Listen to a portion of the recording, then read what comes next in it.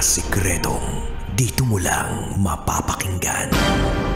Top Secrets. Top Secrets. Top Secrets. Top Secrets.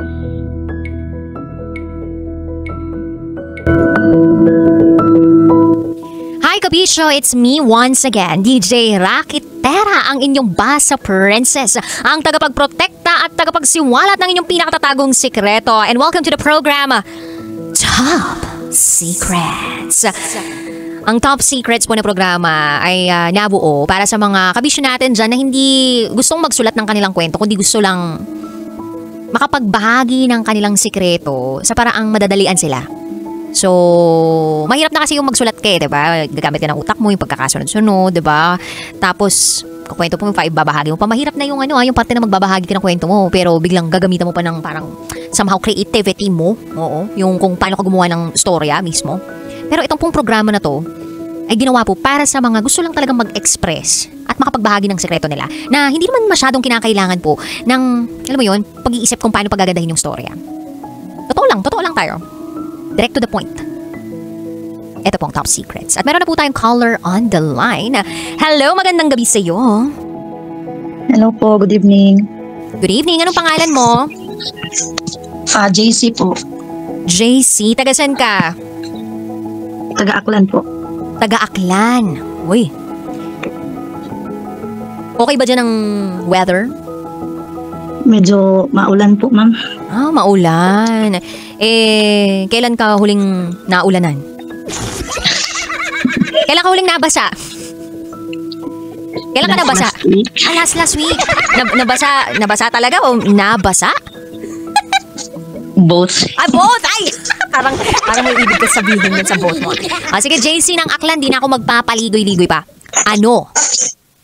Wait lang, ano yung maingay dyan? Sorry po, yung bangko ko po. Ay, yung bangko mo. Sige, magkano? Ayusin mo na. Okay na? Okay na po. Okay. JC ng Aklan, ano ang top secret mo? Nagkaroon po ko ng one night stand sa katrabaho ko po. Nagkaroon ka ng one night stand sa katrabaho mo? Yes, ma'am. Bali, kakakilala lang namin mga 2 weeks before ako pumasok dito sa trabaho. Ilang taong ka na dyan sa trabaho mong yan? Magwa 1 year pa lang po. Magwa 1 year. Tapos itong naka one night stand mo, gano'n na siya katagal sa kumpanya? More than 3 years na po. So mas matagal siya kesa sa'yo? Opo.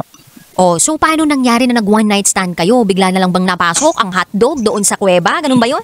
Or nagkaroon muna kayo ng conversation, naging kaibigan mo muna ba siya? Paano nangyari? Actually po, nagkakilala lang po kami dito sa work, tapos nagkaayaan ng inuman. Tapos nag-share siya ng ng mga hinanakit niya sa buhay, mga ganon. Nung nag-inuman kayo, wait lang, nung nagkayayaang mag-inuman, dalawa lang kayo. Ikaw yung niyaya niya tapos ikaw pumayag ka, ganon? Hindi po, marami po kami. Marami. So magkakatrabaho na nagkayayaang mag-inuman. Opo. Tapos naging magkatabi kayo dun sa inuman na yon, tapos tsaka siya nag-share sa'yo ng mga saloobin niya. Hindi naman po kami magkatabi. Actually, ano lang naman kami, parang common lang, ganun. Parang nagsishare siya sa iba, pero yung pag-share niya parang same kami ng experience, ganun. So, nung nagkukwentuhan kayong magkakainuman, syempre, pag nag-inom, ang dami-daming topic niyan, no? Minsan, meron kayong general na pinag-uusapan. Tapos, may iba, parang may mga, micro stories. So, may major story, may micro story. Sorry, alam ko to, kapag nag-iinuman kasi, syempre, madalas tayong mag-inom dati. At hanggang ngayon yata, charot! So, kayo, kumbaga, itong lalaking to, nag-share siya sa halos lahat sa inyong magkakainuman. Tapos, ikaw, nakuha niya yung atensyon mo, gawa ng nakaka-relate ka sa mga kinukwento niya. Tama ba? Yes po, ganun po. Okay. So, paano nang nangyari ng sumunod? Nag-order ng pulutan, tapos yung kainuman yung natikman, gano'n? Hindi po, bali, sa mga siguro, mga 3 hours na siguro kaming umiinom. Bali, nagsiuwian na po kasi yung iba, so yung natira na lang po is 4 na lang po kami kasama siya. Tapos po, yung time kasi na yun, DJ Rocky, parang crush ko na rin kasi siya nung time na yun, pero hindi ko totally na parang na ayokong tanggapin ba kasi meron na rin akong past na ayoko nang mag-boyfriend, ganyan. crush ko siya, pero ayoko dumating sa point na maging boyfriend ba siya, ganun. So, anong time na to single ka, ha? Opo. Siya naman single ba nung time na yon? Nung time na yon, opo, pero hindi ko po alam na meron siyang nililigawan. Okay. So, naging crush mo siya, single ka, pero ayaw mo yung idea na maging crush siya o ayaw mo tanggapin sa sarili mo dahil parang nasaktan ka na sa dati mong mga nakarelasyon, so ayaw mo na ulit parang iwagawiway ang bandera ng yung perlas, ganon. Parang gano'n na po. So paano nangyaring bigla kang napapayag nitong taong to na makipag one night stand sa kanya? So, yun na nga po. Bali, 4 na lang kaming natira. Nagsabi na po ako sa kanila na uuwi na po ako. Nung time na yun, 2 babae at 2 lalaki na lang po kami natira. Yung kasama naming babae is malayo po yung bahay. So, hinatid namin. Nagmotor po kami, ganyan. Tapos, ako po yung susunod sana na iahatid. Wait. So, parang Yung mga nagmamaneho ng motor, yung 2 lalaki? Hindi po, siya po, ako, kasama niya, tsaka yung isang babae. Bali, yung isang lalaki po, naiwan doon. May motor kasi siyang sarili. Okay. So, yung mga lalaking kasama ninyo, may kanya-kanya silang motor? Apo. Tapos ikaw, may dala ka ring motor? Wala po. Bali, angkas po kaming 2 babae. Tsaka So siya 3 kayo sa loob. yung Tatlo kayo na nakaangkas sa motor? Oho. Uy, bawal yun na. Delikado yun. Pero wala, nakainom no? Pag nakainom talaga, malakas loob So, Oo nga po. sino yung nasa gitna? So, syempre, si driver na crush mo, tama ba? Opo. Sino yung nasa likod ni driver? Yung babae po, nakasama namin. So hindi pa ikaw yung nakapagitna.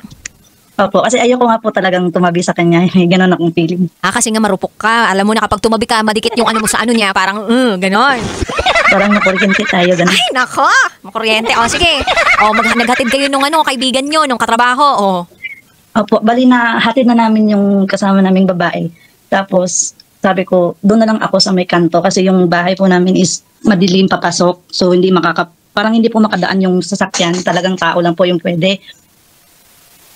Tapos sabi niya, sige. So, nakababa na po ako noon ng motor. Bigla po kasing umulan. Hala, umulan! Di nabasa kayong Oho. 2. Bali, ang nangyari po ay sabi niya, wag na daw po akong tumuli. Kasi pagpasok po doon sa iskinita na yun, DJ Rocky, mahaba pa po yung lalakarin. So, mababasa talaga ako. Kaso parang nagkaroon siya ng concern, ganyan. Sabi niya, wag, sumakay ka muna, silong na lang tayo, ganyan. Tapos all of the sudden, hindi ko alam na sa isang hotel na kami. Di mo alam talaga, ha? Ikaw nagpababa ka sa kanto para matuloy kayo sa kanto? Malapit lang dun yung hotel. Opo, medyo po. Wala pa po sigurong mga 2 kilometers. Malamang hindi. Kumbaga, pinigilan ka niya na maglakad sa ulanan. Pero, nung nagmotor kayo, naulanan pa rin kayo. Pares kayong basa. Diba? Nakasuot ba kayong kapote nun? Meron po. Meron kayong kapote. Opo. Pero nung nandun kayo sa mot-mot, nagsuot ba siya ng kapote? Hindi po. Hindi!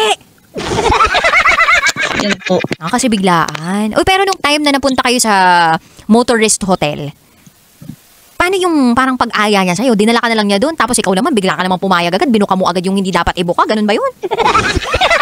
Hindi po, bali nag-usap po kasi kami. Parang napaamin po ako sa kanya bigla. Na yun nga po, na-crush ko siya. Tapos, nagsabi rin siya sa akin na simula daw nang dumating daw ako sa pinagtatrabaho namin is napapansin na daw niya ako. Masyado daw akong tahimik. Tapos, pero pag nakakausap daw niya ako, medyo may pagka-engot daw. Yan. So anong dating sa'yo nung sinabi niya sa'yo na kapag nakakausap ka niya, medyo may pagkaengot ka? Siyempre, DJ, nagalit ako para naman siyang panganon. Hindi naman kami close, tapos sasabihan niya ka ng ganon. Hindi kayo close pero sumama ka sa kanya sa motel. Loka. Hello, JC. Hindi naman po parang hindi ko rin po alam, DJ, kung paano nangyari. Kasi siguro nakainom na rin po, ganon. Hindi, tsaka parang pag ganyan kasi, di ba, parang exciting yung feeling din. Yung parang spontaneous lang yung datingan. Kasi nga, hello, di ba, parang single ka naman. Tapos alam mo din naman na parang single siya. Tapos parang, alam mo yun, medyo may konting pagpipigil ka sa sarili mo hanggang sa nakainom ka. Siguro kahit papaano lumakas na yung loob mo, di ba, na pumayag na lang din sa sa gusto niya. Pero nung time na yun na sinabihan ka niya na parang eng-eng ka, so hinampas mo siya. Nung pagkahampas mo sa kanya, meron bang kuryenteng dumaloy sa kamay mo? Kasi hinawakan yung kamay mo, may ganun bang nangyari? Ano na next na nangyari? Hindi po, hindi ko siya hindi ko siya inampas nun or what. Sabi ko lang sa kanya na, parang tinarayan ko lang siya, something ganyan. Tapos nandoon lang kami sa may labas ng, hindi naman talaga kami totally nag-check-in nung time na yon. Ang nangyari po nun, may barkada siya na dumating, may kasamang girlfriend. So parang nakisabay kami sa kanila doon sa loob. Nandoon po kami sa may lobby. Parang nagpalipas lang ba kami ng ulan. Ah, sa lobby lang. Opo. Pero paano naganap ang one night stand? Nag-check-in po siya nang hindi ko alam. Yung totoo, may kaibigan ba talaga siya doon na pinuntahan ninyo o kayong dalawa lang? Hindi po namin pinuntahan. Bali parang accidentally lang po na nakita sila. Ah, pero yung Na intention, doon din yung intention ng katrabaho mo na magpunta doon, nandun na, kumbaga present sa kanya na pupunta tayo dito kasi gusto ko may mangyari sa ating dalawa. Parang ganun na yung force niya, hindi dahil sa may nakita siya na hindi, parang nagkataon lang pala na nandun yung friendship o kakilala niya. So nag-check-in siya kamo na hindi mo alam. Malamang alam mo na yun. Ayaw mo lang aminin sa sarili mo. Oh, so nung umakyat, sumama ka naman sa kanya umakyat o pumunta doon sa room nyo. Ay, pumunta doon sa room nyo. Opo. Okay. Tapos, nung pumunta na kayo sa room nyo, ano munang unang ginawa ninyo? Nag-jackstone kayo? Bato-bato pick? O tiningnan nyo muna kung kumpleto lahat ng mga freebies? May toothbrush, may sabon, may tsinelas. Hindi po, pagpasok po doon sa kwarto, umupo lang naman po ako. Sabi ko, uwi na lang din po ako maya-maya, sabi ko sa kanya. Tapos, yun po, siya na yung nag-first move. Uy, paano yung first move? Umupo siya sa tabi ko, tapos sabi niya sa akin kung gusto ko daw. Anong sinagot mo? Wala po akong sinagot. Bigla na lang po kasi niya akong hinalikan. Masarap? Siyempre. Siyempre! Matagal na ba bago yung huli mo? Almost a year po. Ah, na-miss mo rin. So, Siguro, DJ. So, nung time na yon, naging buo na ba yung desisyon mo na, sige, okay na lang sa akin na may mangyari sa amin dalawa nitong taong to? Yes po, kasi po single naman po siya, tapos single din naman po ako. So parang sa isip ko wala naman po akong matatapakan na tao. Pero nung time na yung DJ, hindi ko po alam na may nililigawan siya. Yun lang, may nililigawan. So, kailan mo nalaman na meron siyang nililigawan? Ano po, after nung may mangyari sa amin, siguro mga 2 weeks. So, paano mo nalaman na meron siyang nililigawang iba? Kaopisina nyo rin ba? Opo. Nagtuloy-tuloy ba yung pakikipag-communicate ninyo sa isa't isa nitong katrabaho mong to na lalaki? After na may mangyari sa inyo? Mga 2 months po, DJ, kasi nalaman ko po na buntis po ako. Oh, my... Siyang ama? Yes po. Yun nga lang po, ang nangyari, nalaglag po yung baby namin. So sorry to hear that. Nalaman ba nitong lalaking to na nagkaanak kayo? Yes po, DJ. So paano siya nag-respond dun sa sinabi mong yun? Nung di pa po na nalaglag yung baby namin, sinabi ko po sa kanya, 1 month. Sabi niya, paninindigan naman daw niya po ako.